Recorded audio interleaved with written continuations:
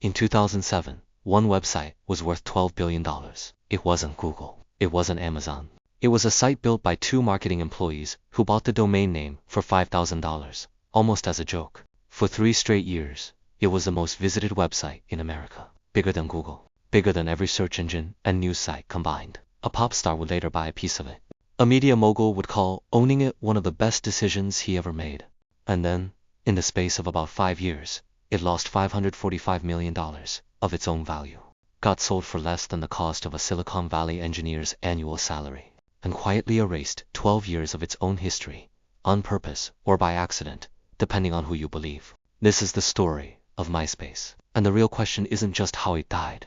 It's who actually killed it, because the answer isn't Facebook. To understand MySpace, you have to understand two guys who weren't trying to build a social network at all.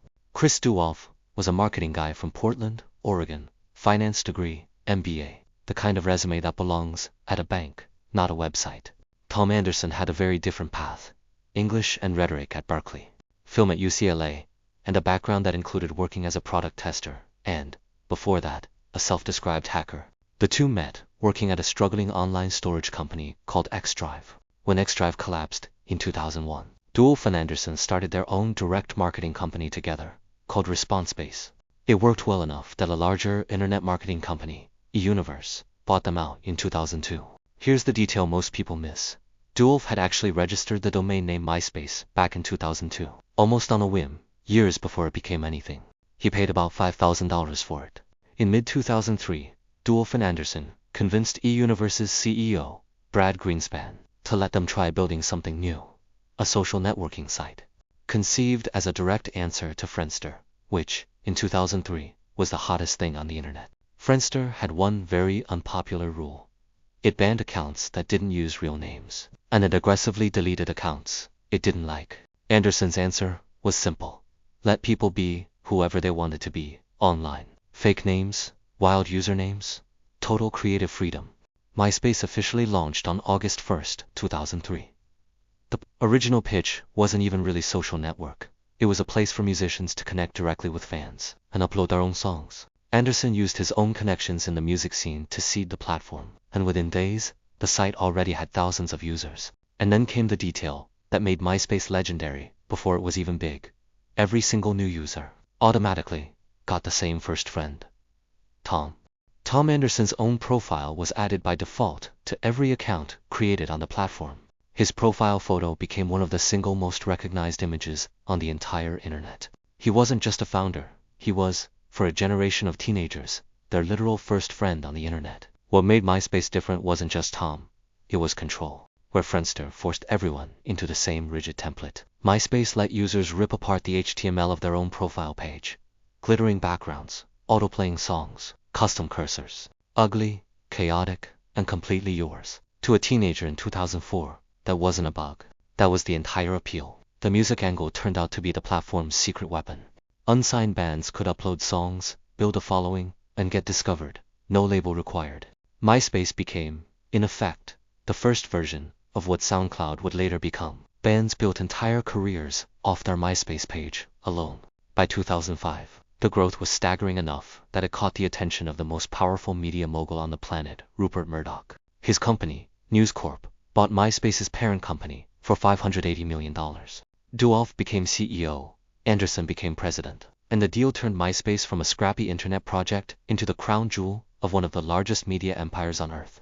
The timing looked, for a while, like genius. By 2006, MySpace was the 7th most popular website in the entire world. In the United States specifically, it briefly overtook Google as the single most visited site in the country.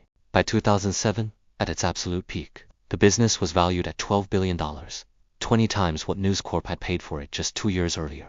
For a brief window, MySpace wasn't just a website. It was the internet's town square, the place where music broke, where politicians campaigned, where an entire generation performed their identity for the first time in public. Murdoch had bought the future, except he hadn't.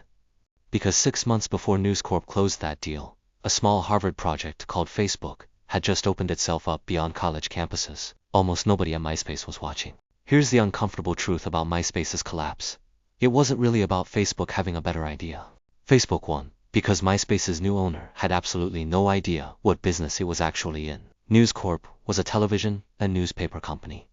It understood advertising. It understood content. It did not understand product engineering, and it treated MySpace less like a piece of software that needed constant iteration, and more like a media property to be monetized as hard and as fast as possible. Rupert Murdoch would later admit it himself, bluntly, in a public tweet. He said News Corp had, in his own words, screwed up in every way possible with MySpace, and called it an expensive lesson. By 2011, News Corp wanted out. They were asking around $100 million for the site they'd bought for $580 million. They didn't get it. An Irvine, California ad tech company called Specific Media beat out 3 other bidders and picked up MySpace for roughly $35 million, mostly paid in stock, not cash. News Corp kept a stake of less than 5% in the very company it used to fully own. The sale triggered layoffs of about half of MySpace's remaining 500 employees. And then came the twist nobody saw coming. One of the investors in the Specific Media consortium buying MySpace was pop star Justin Timberlake, the actor who had just played Napster co-founder Sean Parker in The Social Network, a movie about Facebook. Timberlake took a role in the strategy and creative direction of the platform, and the new owners repositioned MySpace away from being a general social network entirely, pivoting hard into music and entertainment, the one lane where the brand still had genuine credibility. MySpace's story could have ended there. Quietly, it didn't. What happened next turned a business failure into something closer to a cultural crime scene. In May 2016, MySpace's then owner, Time Inc., confirmed that hackers had stolen the usernames, passwords, and email addresses of accounts created before June 2013. The final number, 360 million accounts at the time, one of the largest data breaches ever recorded. The passwords had been hashed but never salted, meaning they were far easier to crack than modern security standards require. A hacker known only as Peace put the stolen database up for sale on the dark web. The breach itself is believed to have actually happened years earlier. Around 2008, it just sat undiscovered for nearly a decade. But the moment that truly defined MySpace's afterlife came 3 years later, and it had nothing to do with hackers. In March 2019, MySpace quietly posted a short statement admitting that, due to a server migration project, any photos, videos, and audio files uploaded more than 3 years earlier were no longer available on the site. They apologized. They suggested users should have kept their own backup copies. The scale of what was lost, over 50 million songs, from 14 million different artists, uploaded across 12 years, from the site's founding in 2003, all the way through 2015. Gone. Unrecoverable. Not backed up anywhere. Today, MySpace still technically exists at myspace.com, run as part of Viant's AD Tech business. It functions now as a small music and entertainment portal, not a social network, a legacy asset that mostly feeds data into Viant's broader advertising ecosystem. Viant itself has since evolved into an AI-powered advertising platform for connected TV, trading publicly on NASDAQ.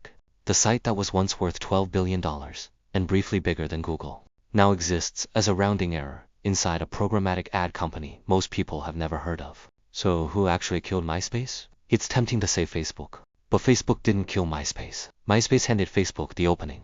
A media conglomerate that understood advertising bought a piece of software it didn't understand, buried it in ads instead of improving it, watched a faster and cleaner competitor eat its user base alive, sold it for 6% of what it paid, and then, almost as a final insult, lost the one thing that had actually made the site special in the first place. 12 years of music that an entire generation of independent artists trusted it to keep safe.